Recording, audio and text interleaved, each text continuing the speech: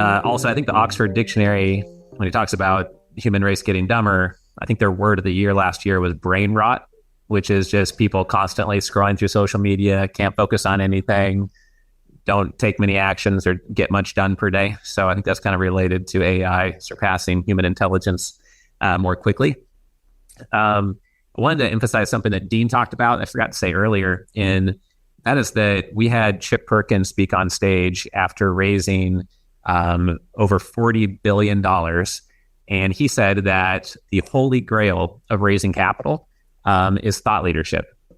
And that's what Dean was talking about the whole time he was up here, is how important thought leadership is, and how if you do thought leadership right, then you're going to raise capital way faster. If you ignore thought leadership, then you're really just not going to be on your A game, and you're not going to add value to investors first. So I just wanted to emphasize that. John's a good example of a high velocity entrepreneur or a super founder, like we were talking about earlier. The other thing that Dean emphasized is that too many people make it tough to understand what you do. I find that all the time. That's why we have people rate one-liners on stage from investors on stage at our events. And actually, we have one person here in the audience with us here today. Abner's here. And several years ago, we helped him niche down one of his brands. I don't know if you mind commenting just for a minute on like the difference you found by making it super clear what you do and where you did it, just to make it like really practical what we're trying to say. Sure. I guess when everyone's trying to figure out what to call their company, you come up with stuff that references the Lord of the Rings or whatever sort of floats your boat.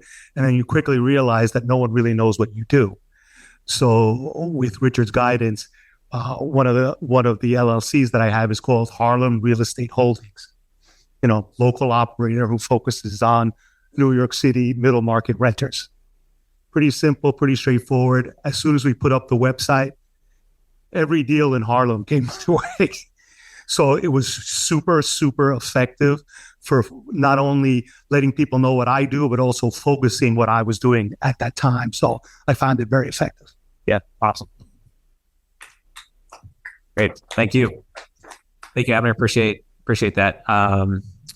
We have now a pitch optimization program as part of Family Office Club. If you do need help dialing in one-liner, one-pager, website, implementing some of this AI stuff, talk to Jennifer and Andres after the event. But I appreciate you sharing that, Abner, because we try to stress it, but having someone like Dean who's raised almost $3 billion come up and just emphasize the why does everyone make things confusing?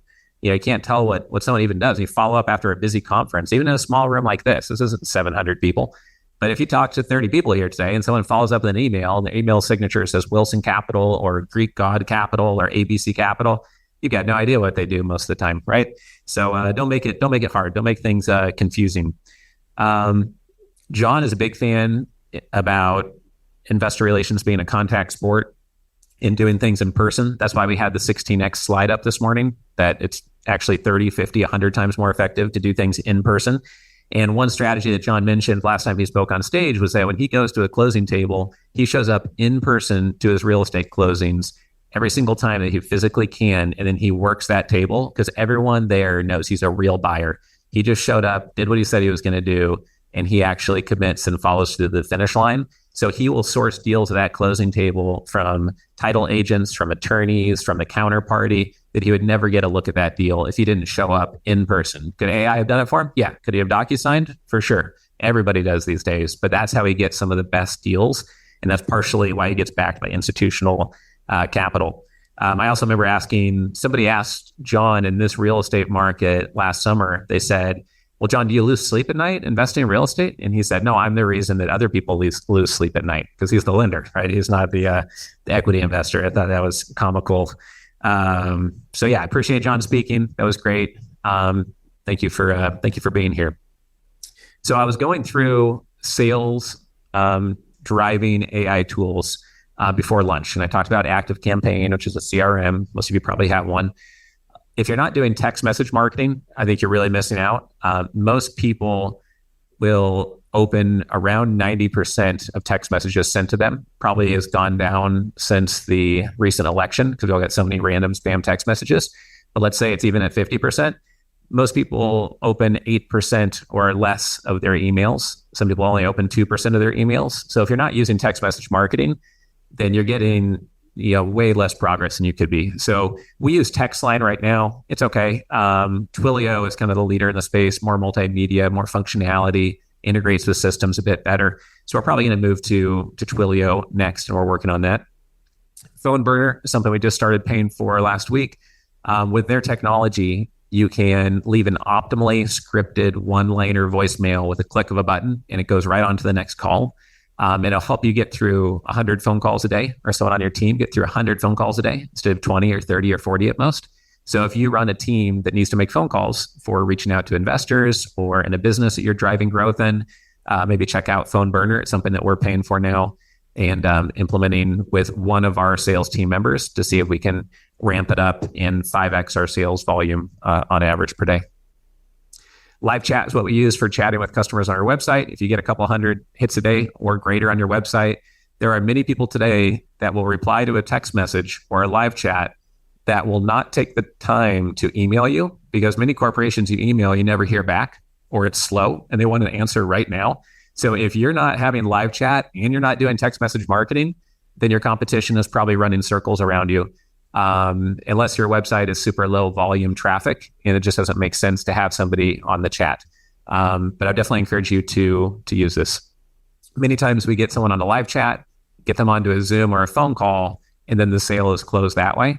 But many people like myself would just rather never get on the phone and just live chat. Okay, I get it. Let me try it out. Pay. I don't want to talk to another human being. It's just the way I am. I'm like super introvert. That's why I have like a community business, so I don't have to go out and glad hand at big events. I think we have a question in the back though. Why double dip live chat and Twilio? Twilio is text message marketing. So I could text blast everybody with a 212 phone number in my CRM that's opted in. Say, hey, we got this New York mastermind tomorrow. Are you going to be coming after? And then that way he gets that. Live chat is on our website so that when someone hits the website, it says, hey, I'm Daphne, not a bot, a real human being here to answer your questions if you have any. And then we keep it via live chat or ask them to jump on a phone call or a Zoom. As far as I'm aware, live chat doesn't have a text message marketing service, but they're so huge, wouldn't be surprised if they added one. But that's kind of the difference. Any other questions on these past couple tools? No? Okay. So I think that one of the best investments of time you can make is how to save more of your time, right? And so I wanted to include some AI tools and mindsets and strategies to help do so. A lot of you probably use G Suite or Microsoft Office, Outlook, etc. The one function that I use a ton for negotiating deals is the snooze function. So every time I send an email that has any meaning of importance at all, I go to the sent box right after I push send. It's still open in front of me. I go to the little clock symbol in Gmail and I have it snoozed pop back up in a certain number of days. If it took me 14 emails pitching Mark Cuban to have him reply to my billionaires.com interview questions. So for him, I'd follow up every 6 weeks or 8 weeks. For someone who is not as crazy busy, it might be every 6 to 8 days, or it might be every 3 weeks, etc. So that way your follow-up is almost automated, because the sent email will be in your inbox. And you'll say, oh, Jennifer hasn't replied yet. Let me get back to them on this. You assign something to an employee and you say, I'd like to have this back by Monday. You push send, you snooze that email for Tuesday morning. And that way Tuesday morning pops up and you say, hey, I never got that report from you. And they're like, oh yeah, I forgot about it. And then you're on top of your stuff almost automatically. We use that over a period of 12 years to negotiate over 170 emails worth of negotiation to get billionaires.com and many other deals where if it wasn't for relentless follow-up and being politely patient or politely persistent over many years, we wouldn't have gotten the deal done. Fixer.ai is a new AI tool that we're using starting about a week and a half ago. It will organize your emails into subfolders like SaneBox does. So I turn that off because I need to know when an urgent email comes in and a DocuSign is needed for a real estate deadline today, or there's an urgent issue. I can't miss it because it's in a neat little folder to keep my inbox clean.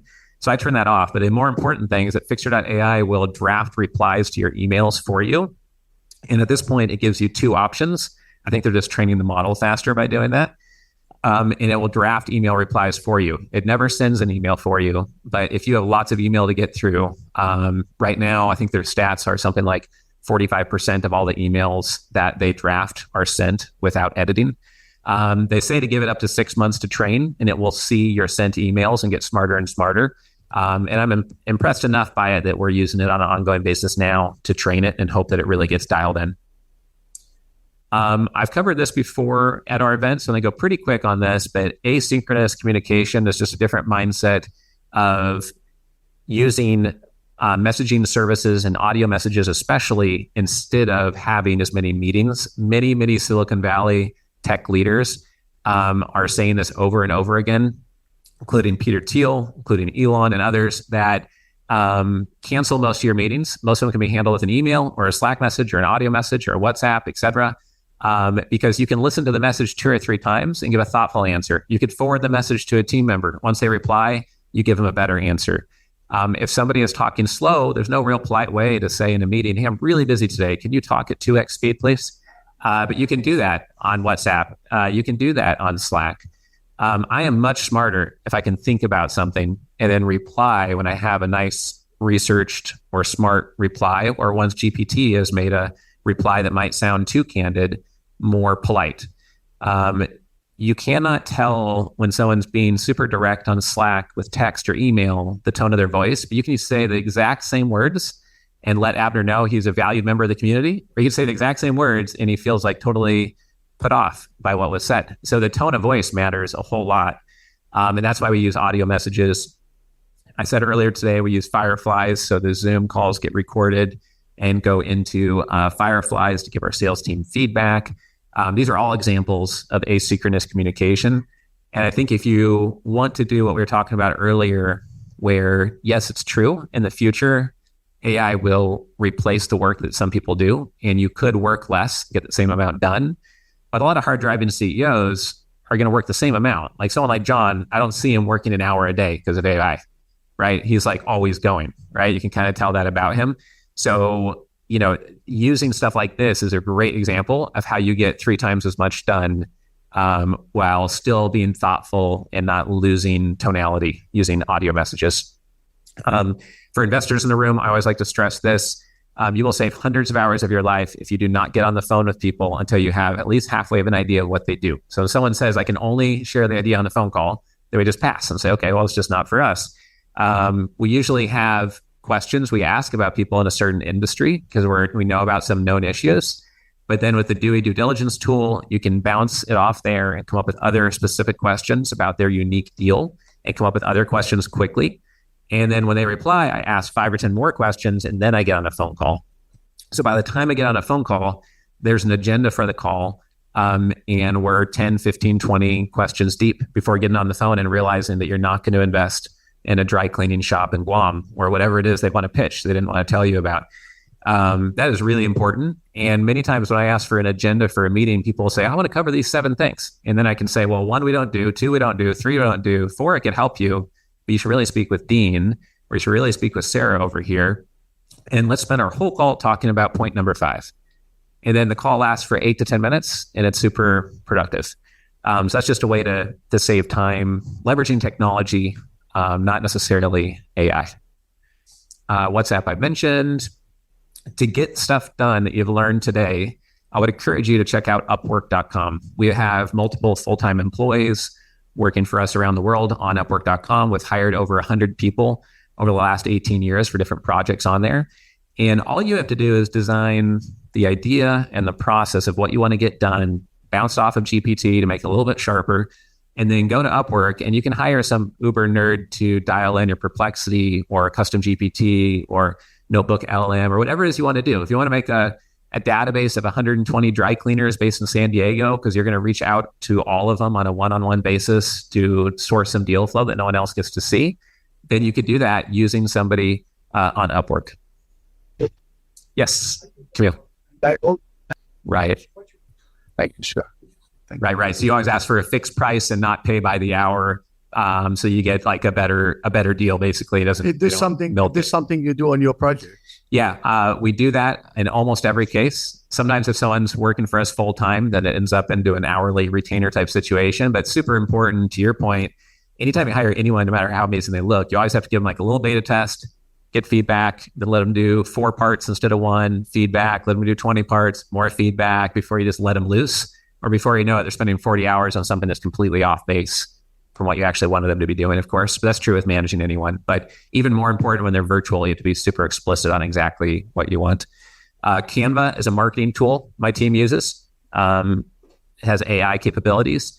YouTubetranscript.com. If you don't have time to listen to the latest 3-hour interview with some Silicon Valley titan that's popular these days, you can go to YouTubetranscript.com, get a transcript of the whole YouTube interview, and then pop it into your favorite LLM and get a summary with the main bullet points, the most surprising facts, and what's emphasized. And you might still want to listen to the whole interview, but that's a good tool. Vizard is the number one tool my team uses to take a video interview. Like at our next investor summit, we're going to have John Laterra back on stage to do a fireside chat. And I'm just going to try to get out of his brain all the ways that he scaled his business to $1 billion in assets and attracted institutional capital. We can take that one fireside chat or the fireside chat we did on stage with Larry Connor for billionaires.com at our last summit, and then break it up into 15 YouTube short videos. And now we have 16 video assets from one fireside chat. And Vizard will do that. And out of 16, 2 or 3, they didn't capture like a magical moment, and we'll discard it. So I still need to review it real quick. And then I help my team with getting the copy just right. But this tool is really helpful for that. And to emphasize something that John said when he was on stage, what Larry Connor said, who has made over $1 billion in real estate, he said that 90% of opportunities are people opportunities and 90% of problems are people problems. So he would definitely agree with John's mindset. And even implementing AI, well, maybe it's a people opportunity. Who on your team can run with this and actually get it in place? HeyGen is what I use for the video on familyoffices.com/AI. There are some comically bad ones that came out of this tool before using the one that we're showing you. One of them I've shown like all of my best friends lately because it's so laughably horrible. It's great. And it basically, you can write down and on an airplane trip, script out 15 paragraphs, upload it to the tool, and a couple minutes later, it creates a video clone of you saying what you scripted out there. Some people say, oh, isn't that scary? Well, by doing that now, like, what if your team created something you didn't actually say it? And they're saying stuff that regulators hate. Like, well, the truth is, if there is any picture or video of you on the internet, on social media, or you've ever spoken anywhere publicly, etc., anybody can make a video clone of you saying anything they want. That's the reality of today, good or bad. Obviously, that sounds bad, but like it's just the reality of the technology today. Delphi.ai takes it another layer deeper. The reason I bring this up is that you can create a video clone of yourself that acts like a custom GPT or notebook LM where people want to ask questions to it, and then it gets feedback back from it. So let's say that John's leaving a legacy in real estate, and he wants to make sure that generations that come after him could pick John's brain on how to be successful in business and real estate. He could upload lots and lots of public speeches he's done, information, best practices, his values, all of that into here. And people in the family office industry sometimes like to create a book of like how wealth is created or something to represent their legacy to the next generation or two. This is a tool where you can have it be for you as a thought leader, and people can pick your brain, or for your team or your family. Joe Polish is one that has this. I think it's askjoepolish.com, I think is his Delphi tool. All right, now we're going to get into some custom GPTs. If you think about what Ed was talking about this morning in creating a custom notebook LM area, it's kind of like its own little sandbox. And if you go to GPT, then you can go to Explore GPTs. You click on that, then in the top right-hand corner, it'll say Create a GPT. That's what we've done in creating these next couple tools I'm going to show you and explain how we did it so you could build your own in 15 to 30 minutes after being at this event here today. So the first tool is Dewey. It came up a few times today. Imagine that you hired somebody and you said, read these 150 white pagers on private equity, real estate, venture capital, family office due diligence. Read these 150 white papers and checklists, memorize it, and I might text you at any time of the night or day to ask to look at a 50-page pitch deck, and I expect you to respond in 30 seconds with top risks, red flags, etc. Well, that's what the Dewey tool can do. You upload the large pitch deck, and for first layer due diligence or next steps in due diligence or red flags you might have missed, even if you did read every word of the PPM, you can bounce this off the tool, and it'll come up with additional things you should look for, additional risks. Nothing's going to replace meeting the person in person, or hiring a forensic accountant or a real attorney for a deal you're putting any meaningful amount of money in. But every turn of the decision making, you can be a little bit sharper, a little bit faster, a little bit more comprehensive by using a tool like this. So it's not a replacement of, it's an additive to tool. So what you don't see here is if you go to edit GPT, if you're the one who's created it, then you are putting in the prompts that creates the outputs here. So we fed all of the white papers in there. We fed our full day workshop on due diligence and structuring deals in here. And in addition, we said in the output, always say things in a relatively cautious way. Never guarantee a deal does not have risk. Always put it in bullet points and always have a summary at the end. Always identify red flags, areas of caution, areas to look into more. And so we coached it on how to reply, in what format, and to act as your due diligence analyst. Those are all the engineered prompts in the background.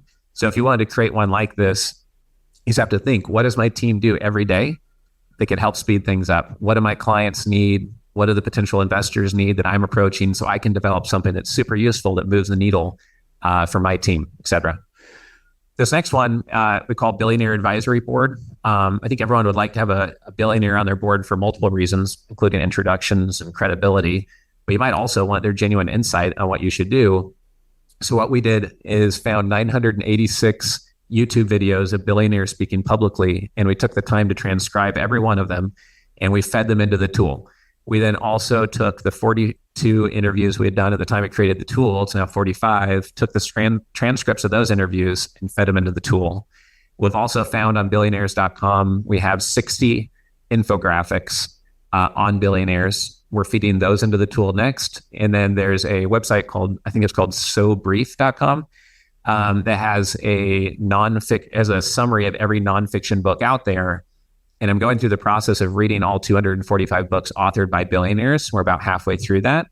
And we're going to get a summary of each of these billionaires' books and feed it in there as well. We're not feeding the full manuscript of each book because of copyright issues. There's less copyright issues about a summary of somebody's book. So that's what we're doing to create this tool, so that when you're looking at your number one challenge, your number one opportunity, how am I going to scale this business? Or you're just curious, what are the top 5 mistakes that billionaires talk about most often? Or if I was to bounce a challenge off the collective wisdom of everything billionaires have said publicly, what is it that they think are the keys to scaling? What do they look for within an opportunity set? Because I know from reading all these billionaire books, by definition, they do not think like most people. Their mindsets are different, and they almost always are doing things that others told them were impossible, or where others literally laughed in their face and told them that they're an idiot. They have no idea what they're doing. Just like Larry Connor on stage said, people told him it was not possible. And he does not even hire people from the real estate industry for his $1 billion in AUM real estate platform, because then they come with all this baggage of what they think is possible for their industry, and it slows them way down. You want people with a fresh, open mindset that are not stuck in what the industry assumes is possible. So what's interesting is that billionaires do not find safety in following the herd. They instantly reject doing things as the way that everyone else is doing it. Oh, that's why everyone does it? We're for sure not doing it that way. Like, you just killed your own idea by saying that that is the best practice that everyone does. They're attracted to things that are on the edge, where people's initial reaction is, that's impossible. So our goal with billionaires.com is to have the number one resource on planet Earth for billionaire insights, strategies, mental models, etc. That's why we thank John this morning for helping us get that interview with a billionaire just yesterday, and really appreciate that. Oh, and speaking of laughing at an idea, we got the Tony Robbins interview by asking for it. In our last summit, we asked if anyone knows Taylor Swift, because my daughters would be very excited if I got that interview done. And literally people laughed out loud, right? And there is a MVP in the NBA, a basketball player who was born in Nigeria, grew up in Greece, and he came to the NBA with some broken English, and he grew up watching Jordan. And the journalist said, "Oh, well, what's your goal?" And in broken English, he said, "MVP." And the journalist just laughed in his face. And you know the names of those journalists? Nobody does. But people know Giannis, right? And that's a lesson, right? The people that laugh in your face are not the people further down the path usually, right? They're usually not the people you look up to. All right, this is the next tool. I'll go through this one quickly so we can wrap up soon and start networking. This one is taking, and I'm giving all these examples so you can build them yourself. It's another one that's going to be free for everybody here who's in the club. So Investor Nexus is basically taking the 1,100 YouTube videos we have, transcribing them from our channel, all of our podcasts, but more importantly, all of the couple of thousand of investors who have ever spoken on stage at any of our events where we've recorded it and fed into this model, as well as all 13 books that I've published. And then this way, whether you are refining a pitch deck, want feedback on a structure, are not sure how to add value first to an investor, or want to lay out a whole 12-part capital raising plan, or how to start your family office, you can ask this tool and you're going to get a robust set of information informing that feedback. So this one takes longer for us to build. We just got all the transcriptions done from all of our events. Took our team a couple of weeks to get that done through a couple of different tools. If anyone does something similar to this and need help, we found some things out the hard way by building this. Like, oh, it would have been way faster if we knew about YouTubetranscript.com at the beginning, like way faster. Another trick is you put a video or an audio recording into Dropbox and it will auto transcribe with pretty accurate results just by having it in Dropbox for free, right? So that's good to know.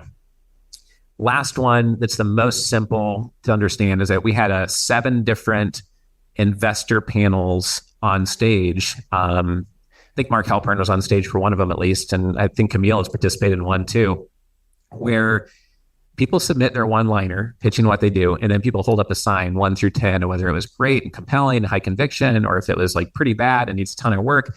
And what's interesting is we asked people to submit their one-liner, and at the last event, only one person got a good rating. Everyone else had horrible ratings on their one-liner, and those are the ones who submitted one. A lot of people don't even have a one-liner. And so even the people brave enough to submit it mostly get really bad reviews. And it's because you only have a couple seconds to get an investor's attention. So it's really important that you say what you do in a single sentence that's compelling and high conviction. So we took all 7 of those transcripts of those panels where lots of advice is given. And then the 20 or 30 things that I recommend to consider when creating your one-liner, and put it in this tool. And we're building this right now in real time. And then when someone has a paragraph of who they are, why they're credible, what they raise capital for, what they're doing on their platform, you put that in, and then we'll output 7 options for one-liners for you. Then you can give it feedback, gives you more options.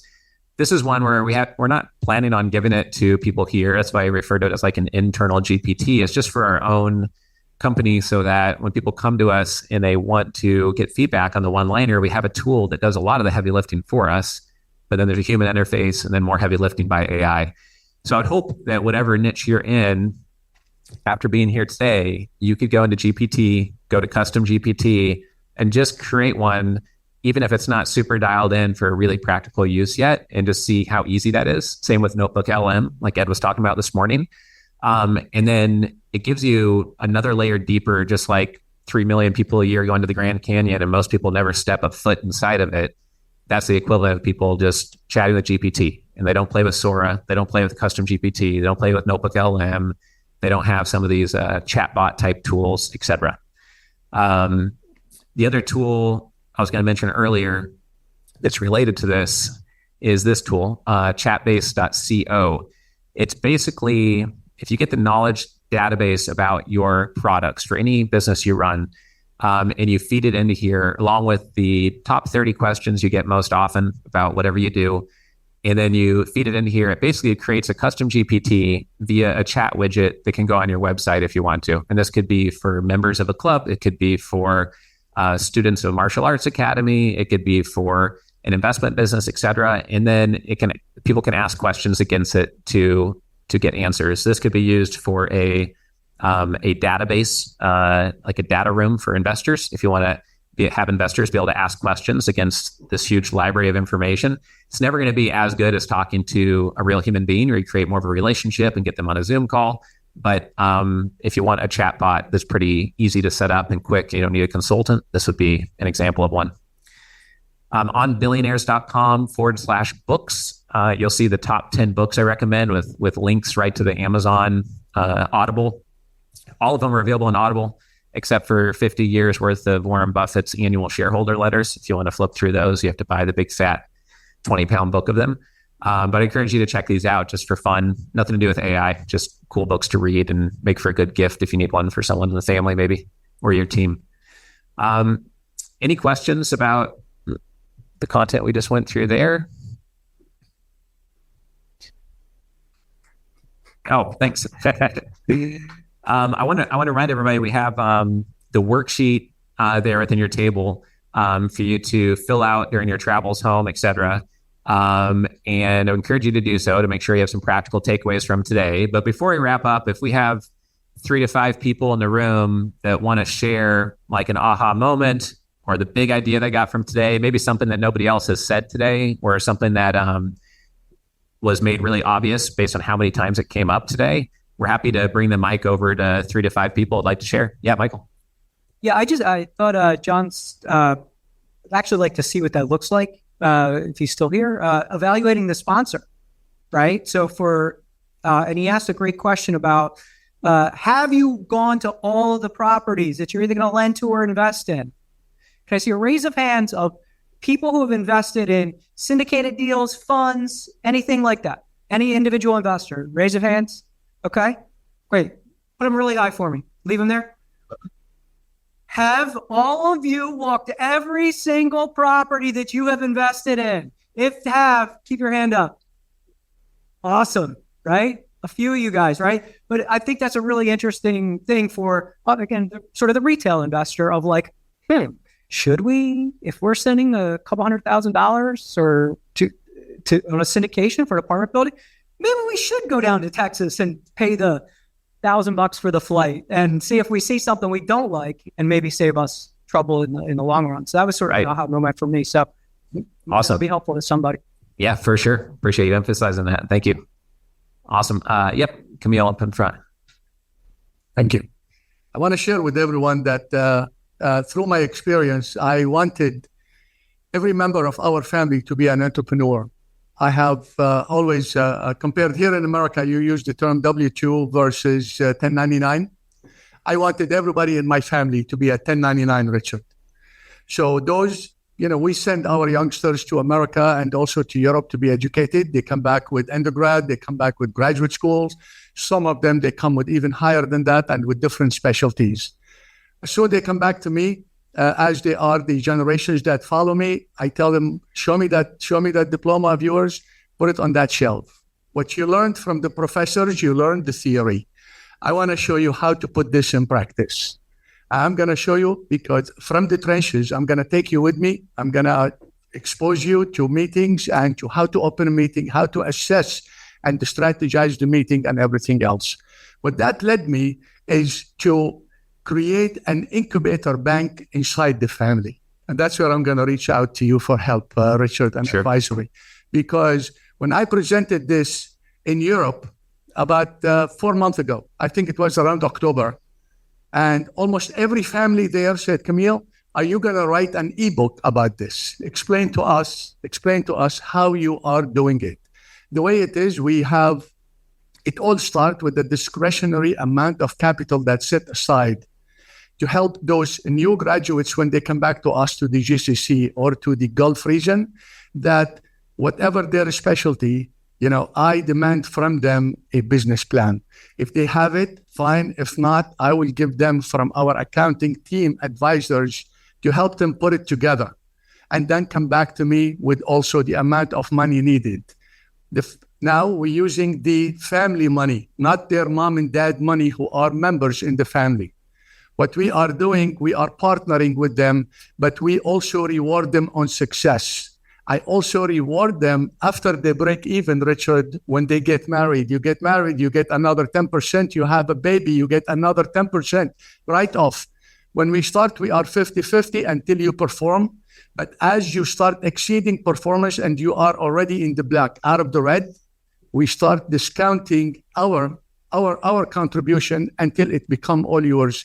The last reward is one of your extended cousins or siblings come back with the same with the same specialty. And if you would take him or her to do their internship in the company, we will give you also a reward for this. After I presented this in London, I mean, the people were in arms. I mean, they were upstanding. Camille, we need this in writing. And that's where I'm going to reach out to you, Richard, soon, that I am here now for a couple of weeks before I go back, and on how to structure this ebook and really make it available for your members as a gift for our friendship. Awesome. Appreciate that. Thank you. Thank you. Any other, yeah, I got a couple in the back there, Andres. Thank you. 1 second. We'll bring the mic over. Andres. I guess the thing that strikes me after about the third or fourth year I've been coming to these events is that it occurred to me today that when I'm in this environment and then I'm in this room, how many people are just way smarter than me? And to me, that's sort of the kind of people I like to hire, the people that are smarter than me, that have other skill sets than I have. But more than anything else, it's just the collegiate, the atmosphere, the idea of people willing to discuss and share ideas is really rewarding. And I thank you for that, Richard, and for your team. Great. Yeah, appreciate you being here. Thank you. I say, if you're the smartest one in the room, you're probably in the wrong room, right? It's not a smart thing to do. Yeah. Yeah. Hi, everyone. I wanted to offer something that I think would be of value that wasn't discussed here, that one of my clients just texted me that they're doing. It's not an AI thing. It's actually a human thing. And maybe AI could be utilized in addition to what they're doing. So you know how every website has most websites, I should say, has a form when you go to their contact page. So what my client has been doing is basically website form marketing. He hired an assistant, and he's been testing this theory that instead of just spam emailing people or contacting them via text or traditional ways, he's contacting people via these forms and, sending out a personal message. Hey, I was just on your website. This is what I like. I'd like to have a conversation with you. His response rate has been 92%. Can you imagine that? 92%, not just open rate, but people literally saying, thank you so much for the personal attention, and I would like to have a conversation with you. So I'm already thinking outside the box of how we could automate this and use, AI. But I wanted to share that because he just shared this with me, and I wanted to give an opportunity for everybody to try it here, and Sure. hopefully it's something that can be useful to everyone. Yeah, for sure. I mean, I think with whether you're lending money in real estate or scaling a business, there's a saying in martial arts that the black belts sometimes do the same move as the white belts, but they do them a little bit differently, right? It's the nuance of the move. You can do that exact same thing, and you're selling the wrong thing and sending a message that doesn't rub people the right way, then you're going to get completely different results. So he must be doing many things right with that message he's sending them, I'm guessing. Do we have one more person? Yeah, two in the back. Yeah, Ed and then Mark. I was just going to say that I'm grateful to have been invited here. Thank you, Richard, and everybody. You all are amazing. Everybody that's come up and talked to me and has introduced themselves, I'm definitely not the smartest person in this room. And I am grateful because everybody's different and they have so much to share. So I just want to say thank you. It's been awesome. I'm grateful, and I'm looking forward to working with you guys. So cheers. Thanks, Ed. Thanks for being here. Yep. And in the middle of the room, Andres, we have Mark Halpern as well. Thank you. I think all the speakers were just absolutely amazing. This was one of probably the best training that I've had in decades. There were two takeaways I had. One was yours, Michael. I think it's a great idea to give a name to the AI and talk to it for an hour or two. For those of you who know me, I like to talk a lot. To be able to talk to the phone instead of the wall, my wife, is a really good idea. But what I really like about it, I think this would be extremely powerful, because then you can really just put all your thoughts out there, almost in a random, you don't even have to organize them. Say, well, what am I going to say? Now you can just talk to it for an hour and really ask for some great feedback. So that was probably my biggest, I have like about 16 major points today. I think that was one of the big ones. And the other one, I don't know if John Laterra is still here, but it's, the AI can do all the analysis on the data, on the buildings and all this. AI, and I know AI is going in the direction where people will be able to be interviewed, and then the AI will be able to predict later on what's going to happen. Chris Spencer, who was on the stage in, I think October, no, it was in May, I think it was May. So he's actually raising $5 million right now to try and reach 6 million out of the 12 million kids in the sports system, and whatever, Little League and NFL and that kind of stuff, to try and use an LLM to predict who's going to be a leader later on, who can be a CEO, who can be a good football player later on, all that kind of stuff. So AI is going in that direction. I don't think it's there yet, but until it gets there, I still think on the human side. So when John said that 67% of his default rate is based on execution on the people, yes, you can look at that building with the drone and do AI, but you still don't know, maybe by 2030 it's not going to happen. It will happen, but you still need human people to figure out, is the person to be credible? And it's not just a matter of fraud. I've seen a lot of people, both in the 2008 to 2011 problem, and also in the 2022, 2023 increase in rates, where people are really, really good. They're ethical and everything, but then something happens, and the question is, how are they going to react when they're under stress?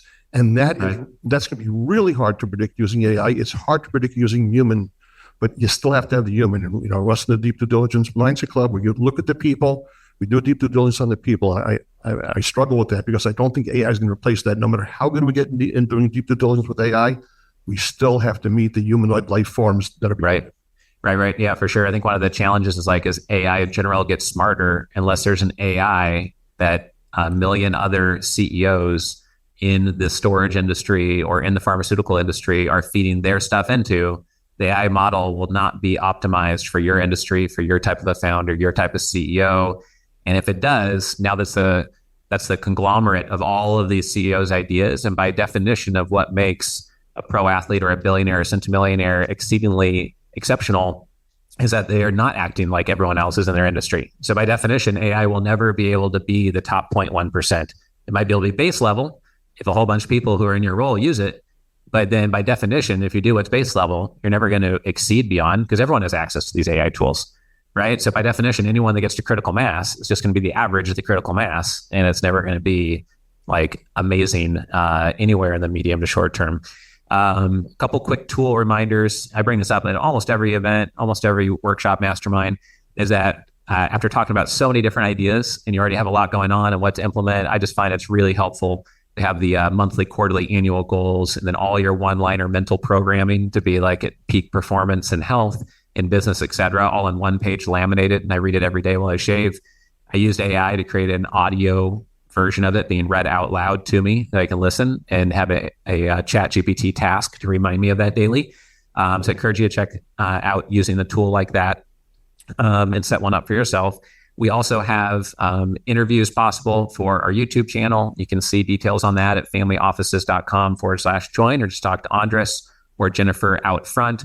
We also have new hyper-local leads. If you tell us what city you're in, what demographics you're looking for, I want doctors or business owners with $3 million a year in revenue that are from Cincinnati and Lincoln, Nebraska, then we can send 50 to 200 leads a month of hyperlocal leads just in that city where you're buying assets or where you travel too often, et cetera.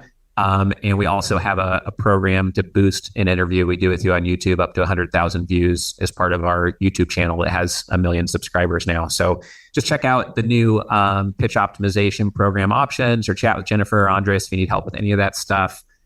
We have a WhatsApp-based one-on-one consulting package program as well. You just want to be interacting on audio messages, text messages, having a look at a one-liner, having a look at what you're doing with AI, get feedback on it. We can trade audio notes on strategy and stuff like that. That's an option now as well.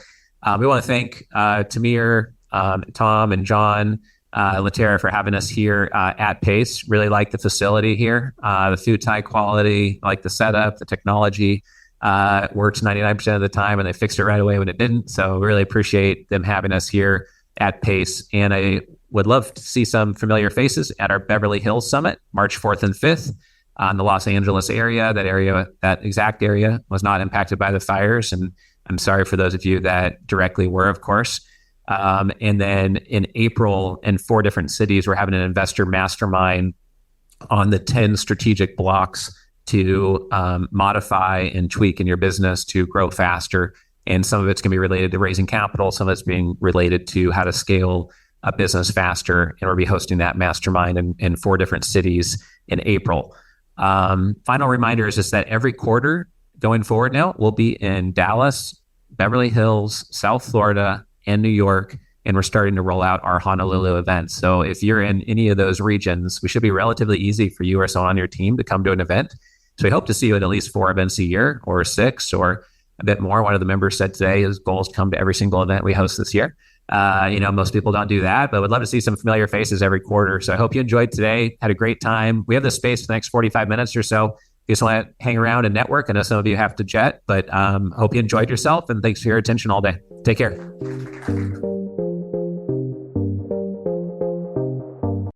If you are a founder, raising capital, developing real estate, or you're an investor, would love for you to get involved in the Family Office Club. I've run this community for 18 years now. We've hosted 300 live events. We have 17 million social media group members and followers. We have the #1 YouTube channel on family offices. We have the #1 most popular podcast on family offices. You can learn more about us and our membership options at familyoffices.com.